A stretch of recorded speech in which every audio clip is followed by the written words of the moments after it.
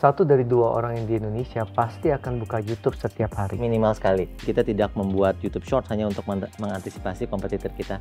Tapi memang kita melihat sekarang format durasi pendek ini banyak diminati oleh beberapa brand untuk mencoba lah ya. Memang iklan-iklan Thailand itu juga nyambung ya. Bahkan orang Indonesia itu juga ketawa atau lucu kalau ngelihat konten mereka padahal nggak ngerti.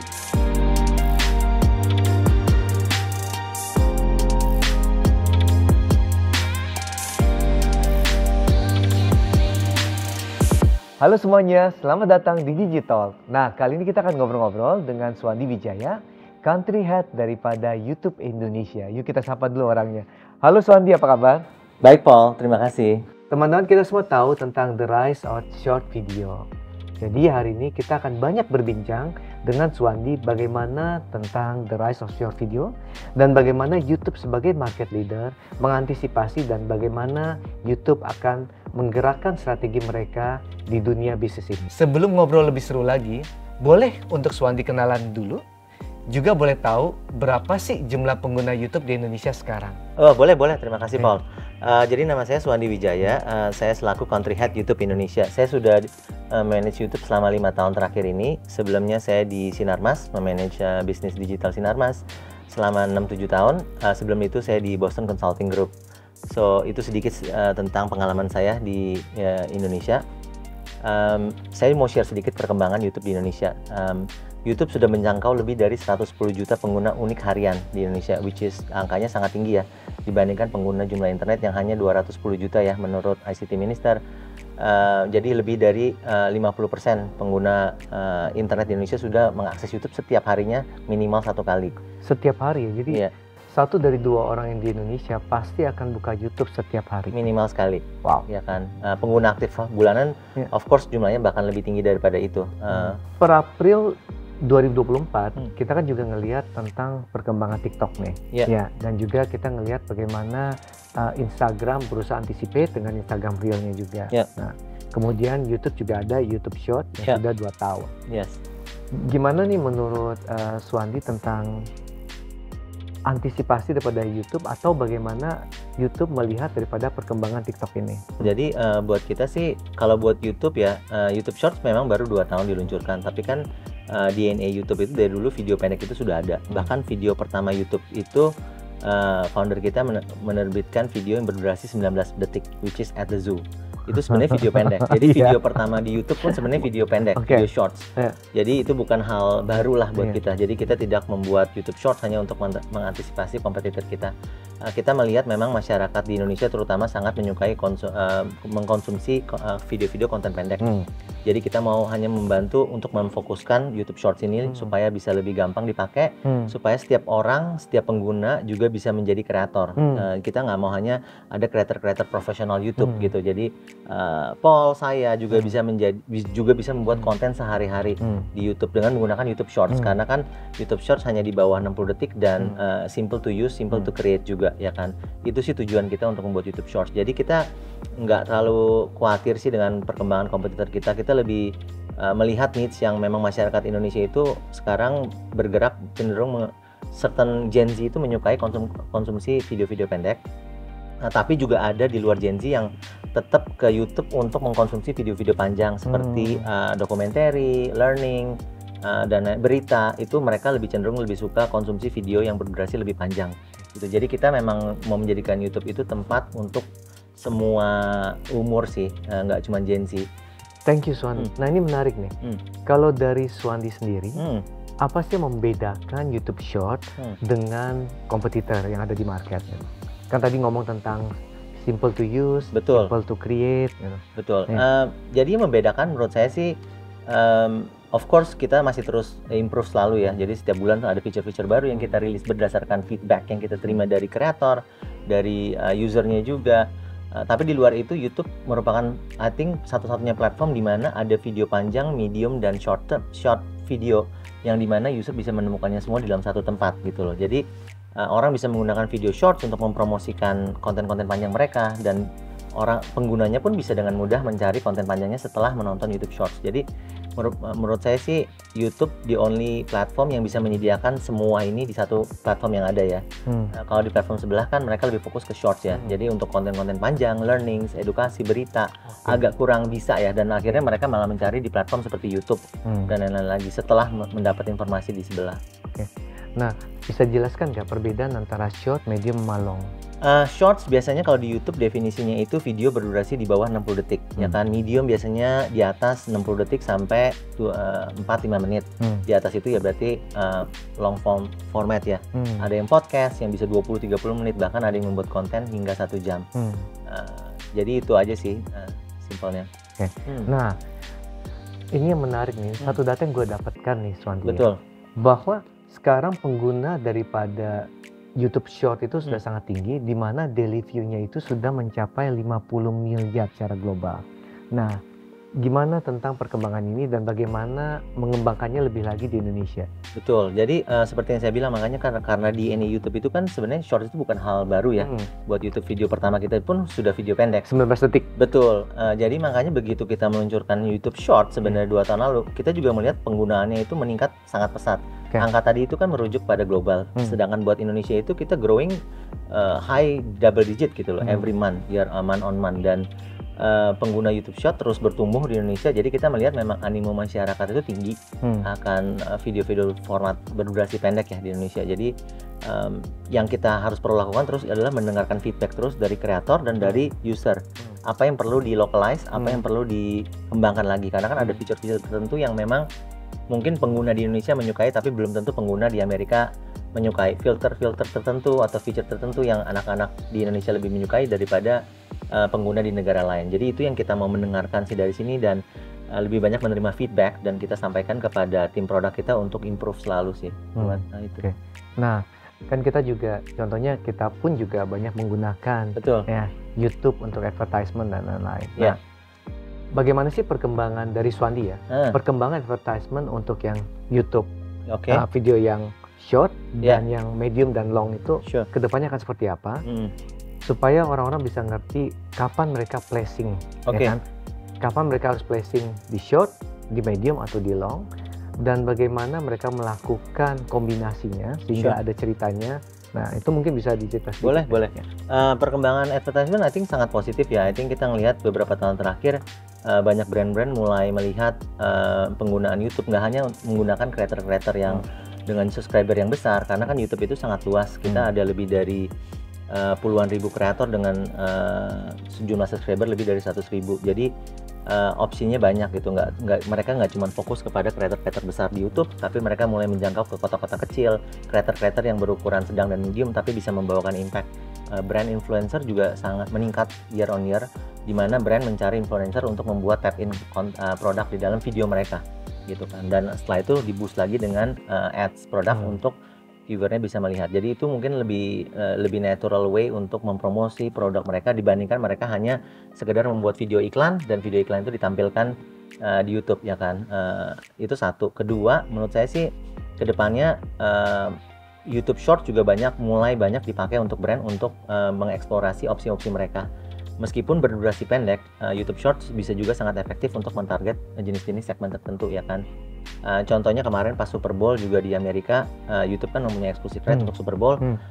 Kita ada brand, ini it's public information, so kita ada brand namanya Pringles. Pringles actually found interesting insights 6 detik sebelum Super Bowl mulai. Mereka mau beli iklan yang hanya 6 detik, 6 seconds, karena very expensive untuk tease produk mereka, Pringles, snackable content. And mereka membuat 6 detik sebelum Super Bowl dimulai, dan begitu dimulai mereka bisa mengobserv ternyata return mereka sangat tinggi, dan itu membawa hasil nggak cuma awareness tapi membawa hasil to action, call to action, dan mereka merasakan impact dari iklan yang mereka pakai di hanya 6 detik, video 6 detik itu sebelum Super Bowl mulai. Dan of course masing-masing brand harus mencari kapan saatnya dan bentuk dan formatnya lagi, tapi memang kita melihat sekarang format durasi pendek ini banyak diminati oleh beberapa brand untuk mencoba lah ya, untuk mengeksplor ke arah sini. Tapi bukan berarti yang video konten panjang tidak diminati lagi. Biasanya mereka meminta kreator-kreator untuk membuat brand tap in di video panjang itu, review gadget, review mobil. Itu kan nggak bisa 60 detik gitu loh, itu bisa 10 menit, 15 menit, tapi nanti dikombinasikan dengan video shorts untuk mempromosikan video-video panjang mereka. Nah, Ini kan tuh tadi ngomong tentang advertisement. Hmm. On the other hand, kalian juga punya yang YouTube Premium. Betul, Oke. subscription. Nah, subscription. Mm-mm. Nah, yang di subscription ini tentunya nggak ada iklan kan? Betul. Nah, ini bagaimana tentang positioning advertisement jadinya? Jadi kan memang kita selalu offer ini di setiap negara yang Iya. YouTube ada ya. Memang ini hanya untuk mentarget orang-orang yang tidak mau melihat iklan dan mau berlangganan musik ya. Dan seperti kita tahu, maksudnya pengguna YouTube Premium belum terlalu besar di Indonesia, ya kan? Kita tahu masyarakat di Indonesia itu belum terlalu banyak lah yang bersedia untuk membayar subscription. Yang mungkin Paul juga tahu, bahkan untuk langganan musik, bahkan untuk langganan Netflix pun belum terlalu tinggi gitu, ya kan? Jadi memang masyarakat Indonesia kayaknya masih belum terlalu keberatan dengan iklan. Ada certain segmen tertentu yang mau membeli YouTube Premium, tapi kayaknya kebanyakan mayoritas masyarakat kita enjoy untuk melihat iklan dan they are fine with it gitu loh. Yeah. Jadi memang kita nggak bisa memaksakan karena ini memang masyarakat kita preferensinya seperti itu, ya kan. Kita terus mengeksplorasi gimana bisa berpartner juga dengan telco-telco di Indonesia untuk bisa memberikan offer yang menarik lah YouTube Premium ini, dan kedepannya kita akan terus bekerja sama dengan mereka untuk mencari paket-paket yang menarik untuk bisa memberikan offer ini sih. Nah, ini juga data yang menarik nih. Koreksi gue kalau gue salah. Boleh. Nah, aku mendapatkan data bahwa YouTube Shopping nih. Ya, katanya YouTube Shopping ini di tahun 2023 ya, sudah lebih dari 30 miliar jam orang melihat YouTube Shopping, belanja di YouTube. Nah, ini kan belum di launching di Indonesia nih. Yes, betul. Nah, perkembangannya seperti apa sih globally mengenai YouTube Shopping ini? Jadi sedikit aja untuk menjelaskan, itu yang kita ada yang namanya YouTube Affiliate Shopping. YouTube itu tidak akan menjadi e-commerce, ya kan, karena kita bukan e-commerce. Kita tidak akan melakukan fulfillment, payment, logistik, dan lain-lain. Yang ada YouTube Affiliate Shopping yang sudah ada itu ada di Amerika Serikat dan di Korea, ya kan. Aku dengar lumayan sukses tuh. Lumayan sukses karena itu kan bentuknya seperti affiliate. Jadi creator membuat video dan mereka bisa tag produk yang ada di first party shop ataupun mau third party shop seperti e-commerce gitu, ya kan. Di Amerika bisa seperti Amazon dan lain-lain. Nah, itu kita melihat karena selama ini tanpa ada feature ini pun creator sudah menjadi affiliate dan membuat konten dan video dan mereka mentaruhnya di description link anyways gitu loh. Jadi dan itu kan tidak user friendly banget gitu. Orang harus baca description terus klik. We are just trying to make it more user friendly aja sih, untuk orang lebih gampang mengklik dan mendapatkan informasi yang tepat mengenai barang itu dan bisa membeli di tempat yang tepat yang sudah kita verifikasi, ya kan. Nah, it's doing quite well di US dan di Korea. Of course kita terus mengeksplorasi. Kita tahu sendiri potensinya di Indonesia sangat besar ya, karena kan di platform sebelah mereka sudah melakukannya ya. Jadi kita terus bereksplorasi dan terus of course mengkonsiderasi Indonesia lah ya untuk salah satunya mungkin berikutnya setelah Amerika Serikat dan Korea gitu loh. Oke, menarik banget ini. Kedepannya bisa merubah market structure nih. Menurut saya sih menarik karena itu kan sebenarnya membantu user juga, membantu kreator juga. Jadi imagine nanti ada kreator yang mau menjual, kan kita ada banyak kreator yang auto reviewer, contohnya mungkin kasus di sini. Tapi kan selama ini kalau di YouTube dia bikin 20 menit review mobil ya sudah, gitu kan nggak mungkin dia bisa menjual mobil. Tapi bisa aja nanti suatu saat ke depannya ada link di mana setelah dia review, orang bisa klik langsung masuk ke website auto dan bisa langsung purchase or bikin appointment lah untuk schedule test drive or ini. Itu kan something yang baru dan call to action ya, bukan cuma awareness. Ya kan? Jadi ada call to action-nya. Iya, ada call to action-nya dan creator itu akan mendapatkan komisi dari call to action gitu, dan itu model yang menurut saya menarik buat brand dan buat creator. Buat brand kan kalau memang tidak ada hasil ya maybe brandnya nggak perlu bayar gitu kan. Tapi kan kalau buat creator upside-nya juga tinggi. Kalau dia terjual ya dia seperti menjadi sales mobil lah, ya kan. Nah itu I think it's a win-win for brand, creators, dan user gitu lah kan ke depannya. Nah, ini gue mau ngasih fakta lain nih. Boleh. Buat teman-teman biar juga ngelihat ya. Jadi, ada per hari 1 miliar jam video YouTube ditonton di dunia. Iya. 1 miliar jam. Itu sekitar, kalau kita artikan tuh sekitar 5 miliar video YouTube ditonton setiap hari. Iya. 5 miliar, oke. Kemarin penduduk dunia itu kan 8 miliar. Betul. Ya? Banyak nggak? Kan nggak semua punya internet dan masih banyak yang bayi. Masih banyak yang nggak mungkin dong bisa lihat YouTube dan lain-lain kan. Ini kan udah kayak kalau kita hitung per orang, kita hitung kasar aja berarti tiap orang ngelihat satu YouTube video per hari. Betul. Penggunanya. Iya, I think it's jumlah yang masif sih. Masif banget sih. Nah, dengan saya seperti itu ya. apa yang YouTube lakukan untuk bisa mempengaruhi perilaku customer yang bisa berdampak pada bisnis sehingga membuat YouTube menjadi platform yang tetap dianggap penting di dunia persaingan seperti ini? Itu buat kita sih, kita pertama kita selalu menjaga community guideline kita untuk memastikan hanya konten-konten yang bertanggung jawab yang ada di YouTube. Satu itu bagus juga buat brand dan buat user kita. Jadi kita membantu memfilter konten-konten yang lebih bertanggung jawab, kita lebih servicein lah ke depan ya kan. Satu, kedua, kita juga tahu dengan jumlah yang besar ini, kita juga ada tanggung jawab yang besar untuk memastikan konten-konten ini safe buat anak-anak, remaja, orang tua, dan itu juga bagus buat brand untuk tahu bahwa platform ini ternyata melakukan banyak hal untuk mencegah konten-konten yang tidak bertanggung jawab ada di platform ya kan. Tentunya kita tidak sempurna, kadang-kadang kita ada kecolongan dan lain-lain, tapi kita selalu berusaha untuk improve dan selalu berusaha untuk mendapatkan feedback juga dari pemangku kepentingan kan. Jadi satu itu kita selalu berusaha untuk menjadikan platform ini tempat yang aman, di mana orang bisa mendapatkan informasi yang akurat dari sisi content creator, dari sisi media, dan mereka bisa membuat keputusan yang tepat gitu berdasarkan informasi nggak cuma dari satu pihak gitu. Misalnya orang mau membeli mobil tertentu, dia nggak cuma harus dengerin dari auto reviewer ini, bisa aja ada amatir auto reviewer seperti saya yang membuat dengan YouTube Shorts. Saya kegias nih, oh ini jelek, ini bagus gitu. Sedangkan orang bisa ngeliat, oh Suwandi ini kan amatir creator, mungkin lebih jujur, bisa aja gitu. Jadi everyone can be a creator di YouTube dan kita memberikan intinya memberikan suara kepada semua orang untuk memberikan pendapat mereka masing-masing. Pendapat Paul mungkin beda sama saya mengenai barang ini, tapi setiap orang itu bisa mendengarkan, oh menurut Paul bagus, menurut Suwandi jelek. Oh yaudah, dan orang itu bisa membuat keputusan yang tepat berdasarkan semua mendapatkan feedback dari yang semua, tepat dari gitu semua orang gitu kan, nggak cuma satu pihak. Benar juga sih, kalau nggak nanti bisa bias banget ya. Betul, karena kan ya, kita tahu influencer ini dibayar oleh brand untuk membuat konten. Kadang-kadang bisa aja kan lebih ke pro ke sana. Tapi kalau yang seperti saya membuat YouTube Short pakai handphone, I don't think the brand will pay me gitu at all. Tapi kan mungkin ya kita bisa mendengar, oh Suwandi bagus, ini bagus, ini. Jadi kita bisa mendapatkan gambaran yang lebih lah di YouTube menurut saya sih. Nah, jadi mungkin kalau yang kayak gitu ya tadi kayak misalnya orang ke Gias atau ke acara exhibition, mereka bisa melakukan dengan cepat ya YouTube Short. Bisa, gitu. bisa. Ini juga ada angka yang buat saya lumayan astonishing ya. YouTube Short ini sekarang setiap hari lebih dari 50 miliar kali ditonton. View-nya lebih dari 50 miliar. Itu berapa kali penduduk dunia? Per hari loh. Betul, YouTube Short ya. Nah, tadi juga Suwandi bilang perkembangannya di Indonesia itu double digit ya. Nah, terus juga Suwandi ngomongin gimana untuk menciptakan platform yang objektif, platform yang bisa memenuhi kriteria sehingga bisa dianggap aman oleh banyak orang. Nah, kedepannya dari Suwandi gimana sih strategi YouTube Short di Indonesia sehingga YouTube Short juga dianggap menjadi platform yang aman, bisa dikombinasikan dengan YouTube yang medium atau long untuk membantu para advertiser. Jadi kita selalu pemangku kepentingan kita kan banyak ya, ada pemerintah, ada brand, ada creator, bahkan ada user kita ya kan. Satu, kita selalu melakukan pelatihan-pelatihan juga untuk ke creator untuk mereka membuat konten yang bertanggung jawab. Dan kedua, kita juga memastikan kita hanya men-surface atau merekomendasikan konten-konten yang bertanggung jawab. Bahkan untuk konten anak-anak, animasi, kita mencari yang high quality. High quality bukan berarti high quality 4K di animasinya atau yang mahal, tapi kita juga mengecek kontennya tersebut.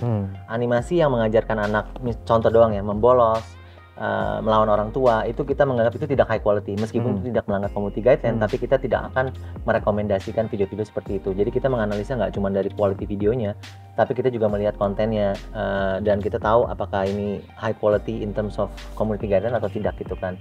Itu kedua, dimana kita berusaha juga untuk merekomendasikan konten-konten yang lebih positif di atasnya daripada konten-konten yang kurang positif tapi mungkin tidak melanggar hukum dan tidak ini ya kan.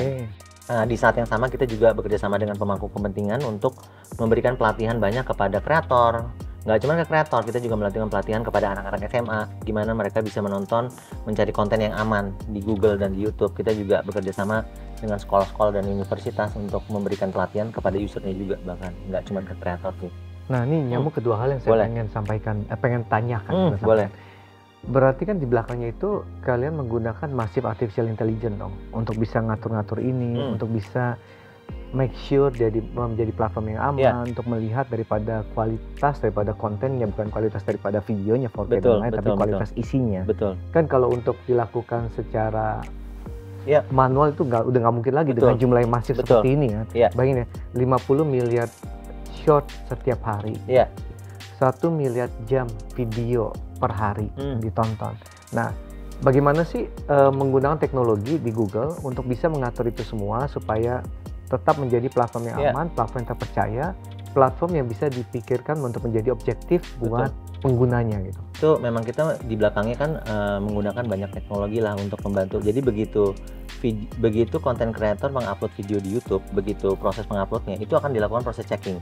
Ya kan? Checking nggak cuma untuk konten yang berkualitas, kita juga checking copyright dan lain-lain untuk memastikan hak cipta orang lain tidak diambil oleh pihak-pihak yang tidak bertanggung jawab. Nah, kita melakukan beberapa hal itu, checking copyright, checking apakah konten ini melanggar community guidelines kita, ya kan? Kita menggunakan teknologi kita yang bisa melihat misalnya contohnya apakah ada certain konten-konten yang melanggar asusila atau itu kan easily bisa dilihat dari visual dan lain-lain. Jadi hampir dipastikan lebih dari 99% konten itu tidak berhasil diupload, bahkan tidak ada views-nya. Sebelum mereka mendapatkan views dan berhasil diupload sudah di take down karena bisa melanggar copyright, melanggar community guidelines, ya kan. Tapi kan dengan semua teknologi dunia ini tidak ada yang sempurna. Kadang-kadang ada 1% atau di bawah itu yang slip to the crack. Mungkin karena bahasanya atau slang atau certain way, orang-orang kreatif lah. Nah, makanya kita butuh bantuan juga dari partner-partner kita, kreator, audiens untuk melaporkan kepada kita. Kita di video YouTube itu kan bisa dilaporkan. Nah, begitu dilaporkan, kita akan ada tim manual, human reviewer yang akan mereview video itu. Bisa aja laporan palsu atau laporan benar. Kan bisa aja kalau saya nggak suka sama Paul, saya laporin aja semua video Paul juga bisa. Nah, itu kan tidak bertanggung jawab juga gitu. Jadi kita akan melakukan pengecekan secara manual begitu ada laporan. Karena kita tahu sistem dimanapun itu, sistem AI apapun itu tidak ada yang sempurna. Pasti ada yang mungkin slip kecil to the crack, ya kan. Nah, itu kita butuh bantuan partner-partner kita, user kita juga untuk proactively melaporkan kepada kita dan memberikan feedback. Dan sistem ini kan belajar nih. Kalau kali ini slip to the crack, oh next time dia tahu, oh Paul baju biru nggak boleh dikasih lewat gitu. Ya next time pasti ada lagi yang mencari cara lain lagi kan. Tapi itulah dimana kita selalu belajar dan kita mau mendapatkan masukan juga untuk sistem kita. Nah, tadi kita udah bicara tentang bagaimana AI di belakangnya untuk ngebantuin untuk menjaga daripada YouTube menjadi platform yang aman dan sesuai dengan community guideline dan juga lainnya. Oke. Nah, sekarang bagaimana untuk advertiser bisa menggabungkan SEO dengan YouTube? Ya, gimana supaya mereka bisa melakukan SEO dengan efektif dan juga placement mereka di YouTube juga efektif, sehingga memberikan impact terhadap bisnis mereka. Kan duitnya dari Google nih, SEO dan juga YouTube. Jadi sekarang kan kalau buat konten itu nggak harus dari, kan orang selalu berpikir atau brand selalu berpikir nih harus mencari kreator yang jumlah subscribernya 10 juta, 20 juta. Seperti saya bilang nggak harus seperti itu. Bahkan justru yang saya lihat kreator-kreator dengan jumlah yang subscriber lebih kecil tapi mereka lebih kuat di grassroots, itu yang bisa drive lebih call to action ya, dibandingkan yang mungkin subscriber dengan jumlah yang lebih besar. Nah, itu hal yang satu yang mesti brand juga mulai berpikir. Jadi jangan cuma berharap ke influencer besar nasional, tapi kalau memang udah ada target tertentu mau grow di Jawa Timur, di Jawa Barat atau Surabaya, Malang, itu udah ada kreator-kreator di sana yang mungkin lebih kecil tapi mungkin lebih efektif. Satu itu kan. Kedua, untuk optimalisasi SEO itu tergantung semua pada kayak tadi saya bilang, tujuannya apa? Awareness kah, consideration kah, call to action kah? Nah, itu tim sales Google jelas bisa membantu, dan di Google juga sekarang mereka memakai AI untuk membantu mengalokasikan dana budget Anda dengan efektif. Karena tujuannya begini, kalau efektif dan kalian bisa melihat hasilnya, of course kalian bakal balik lagi ke kita gitu kan, untuk menginvestasikan dana ads-nya lagi. Kalau tidak efektif kan kalian bakalan, oh ini nggak efektif ya kan, ngapain kita placement di Google ataupun di YouTube. Jadi kita pun sekarang makin canggih dengan adanya bantuan AI, dengan ada bantuan Google Sales Team ini, mereka bisa memberi kalian cara yang efektif lah daripada coba-coba sendiri nih. Nanti malah hasilnya kok kurang optimal dan oh kesannya YouTube dan Google tidak efektif. Tapi padahal mungkin formatnya salah, mungkin tempatnya tidak cocok gitu loh. Suwandi, ini kan kita tentu saja sebagai pemain di bisnis ini ya, baik maupun content creator, maupun yang advertiser, maupun pemilik pemangku kepentingan, di mana produk mereka pengen dijual, gimana bisnis impact-nya. Ada nggak sih algoritma untuk membuat video yang dibuat ini, yang kita place ini untuk menjadi viral gitu? Itu pertanyaan yang banyak ditanyakan oleh para kreator kita dan brand-brand juga. Tidak ada jawaban singkat dalam arti satu hal tertentu yang pasti kita lakukan dan langsung jadi viral. ada beberapa faktor yang menentukan. Of course, saya bisa share beberapa poin di mana kreator atau brand bisa mencoba ya. Satu, of course, tergantung kontennya apa dan judulnya apa, thumbnailnya apa, itu juga berpengaruh. Dan kedua, tergantung konsistensinya, terutama kreator ataupun brand ini. Seberapa sering dia mengupload, apakah hari yang sama, waktu yang sama, atau randomly. Itu juga mempengaruhi di mana YouTube melihat apakah kreator ini konsisten. Dan bagaimana algoritma kita akan merekomendasikan konten ini kalau kita nggak tahu konsistensi kreator ini, apakah minggu depan dia akan upload lagi atau enggak, ya kan? Konsistensi itu paling penting. Kalau memang mau upload seminggu sekali nggak apa-apa, pastikan seminggu sekali dan mungkin kalau bisa di hari yang sama. Jangan pernah ganti-ganti atau randomly. Itu satu. Kedua, kita juga melihat signal dari user kita. Contohnya YouTube Short maupun yang panjang, begitu kita merekomendasikan sebuah video, apakah orang akan skip atau orang akan nonton?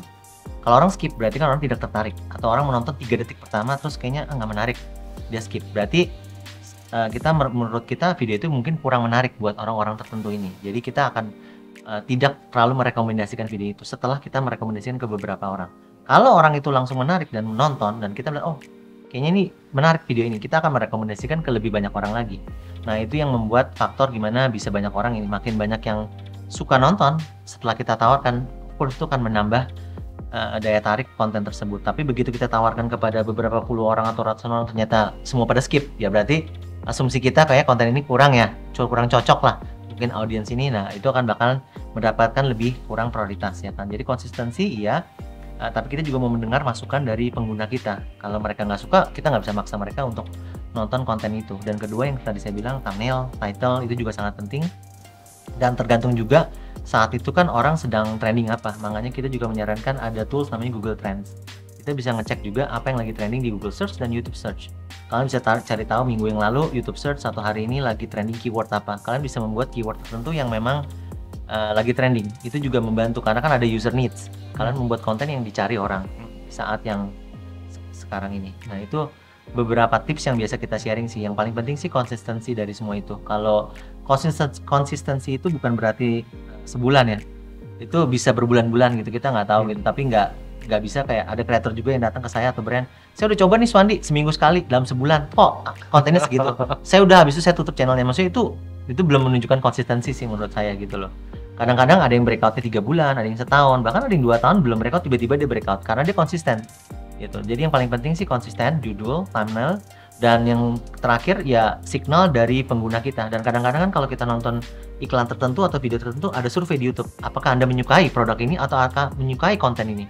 Kalau kita bilang tidak, ya berarti kita tidak suka gitu kan. Tapi kalau banyak yang klik yes, itu artinya konten ini akan lebih sering lagi direkomendasikan. Karena kita kan maunya yang terbaik bukan hanya untuk kreator dan brand kita, tapi juga ke user kita ya. Kalau mereka nggak nyaman, kita kasih terus, lama-lama mereka pindah ke platform lain. Karena nggak relate ke mereka gitu loh. Itu sih. Keren. Oke. Nah, Swandi, ini ada pertanyaan mengenai YouTube Box Award. Oke, yes. Nah, di YouTube Box Award, ini kenapa pemenangnya itu banyak kan iklan dari Thailand gitu. Oke. Nah, mungkin buat para advertiser di Indonesia bisa kasih masukan nggak sih kenapa sih kalau bikin ads itu somehow Thailand tuh bisa menggugah emosi, bisa menarik orang jadi ketarik tentang emosinya sehingga kenapa pemenang YouTube Box Awards itu banyak kan selalu dari Thailand gitu. Mungkin apa, tapi tambahkan dulu kali ya. YouTube Box Awards itu apa sehingga audiens juga tahu gitu. Boleh, YouTube Box Awards itu kita adakan di setiap negara dan khususnya di Southeast Asia kita ada yang regional juga ya kan. Itu penghargaan terhadap video-video kreatif dari brand-brand kita yang memang menurut kita paling kreatif di setiap jenisnya ya dan bidangnya masing-masing. Nah, kenapa paling banyak menang Thailand? Saya nggak tahu pastinya, tapi menurut saya sih semua video di Indonesia itu sebenarnya udah kreatif. Cuman kan mungkin kalau kita lihat juga memang iklan-iklan Thailand itu juga nyambung ya. Bahkan orang Indonesia itu juga ketawa atau lucu kalau ngelihat konten mereka padahal nggak ngerti bahasanya. Tapi tetap kita suka dan lucu gitu kan. Nah, itu menurut saya sih pengaruh di kreatifnya ya kan, tim kreatifnya dia. Bukan berarti tim kreatif Indonesia tidak ada yang bagus. Mungkin caranya beda aja ya kan di sini dan brand-brand bisa belajar banyak dari mereka dalam arti membuat iklan itu nggak harus yang serius hard sell. Makanya dimana saya bilang sebenarnya kita bisa belajar banyak dari konten-konten kreator YouTube karena mereka banyak kan nggak hard sell. Mereka bisa membuat konten tentang liburan bersama keluarga tapi mereka membawa mobil tertentu, tapi kan itu bukan menjual secara kasar ya. dan itu mungkin lebih efektif daripada iklan penjualan secara hard sell, ya kan? Belilah mobil ini keunggulannya, 10 keunggulannya.